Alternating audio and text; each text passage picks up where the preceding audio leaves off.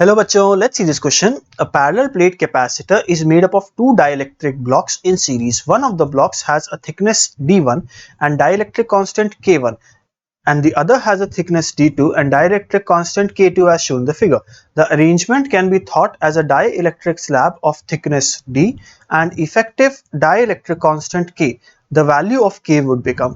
तो हमें सबसे पहले तो इसका इक्विवेलेंट कैपेसिटेंस निकालना पड़ेगा। तो अगर मैं इसको कैपेसिटर 1 और कैपेसिटर 2 बोल देता हूं तो क्या ये दोनों के दोनों कैपेसिटर सीरीज में कनेक्टेड हैं? बिल्कुल सही बात है। क्या मैं वैल्यू लिख सकता हूं C1 की वैल्यू कितनी होगी भाई? C1 की वैल्यू होगी K1 epsilon not A whole upon D/2 या rather D1 कह देता हूं उसको, करेक्ट। और C2 की वैल्यू कितनी होगी?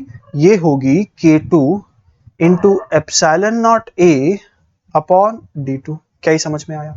और जो हम चाहते हैं कि एक सिंगल कैपेसिटेंस डाल दें, तो उस केस में C इक्विवेलेंट भी मैं यही लिख देता हूं, मेरे को वहां पे जगह चाहिए राइट में। तो C इक्विवेलेंट की वैल्यू होनी चाहिए K into epsilon not A whole upon D1 plus D2, correct.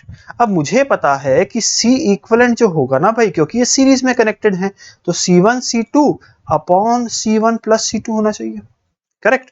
सो मैं क्या लिखने वाला हूं यहाँ पे? मैं लिखने वाला हूं K times epsilon not A whole upon D1 plus D2 is equal to, थोड़ा सा दिमाग लगाना इस बार, K1 K2 upon D1 D2 upon K1 upon D1 plus K2 upon D2 times epsilon not A। देख लो भाई, क्या ये एप्सिलॉन नॉट A खत्म।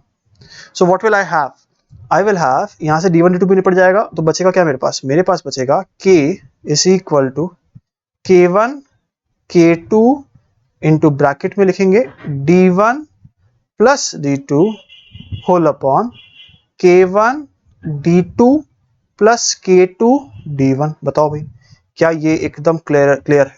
अगर ये एकदम क्लियर है तो looking at the options, A गलत हो जाएगा, B गलत हो जाएगा, C सही हो जाएगा एंड D गलत हो जाएगा। Hence the correct answer is option C। All the best.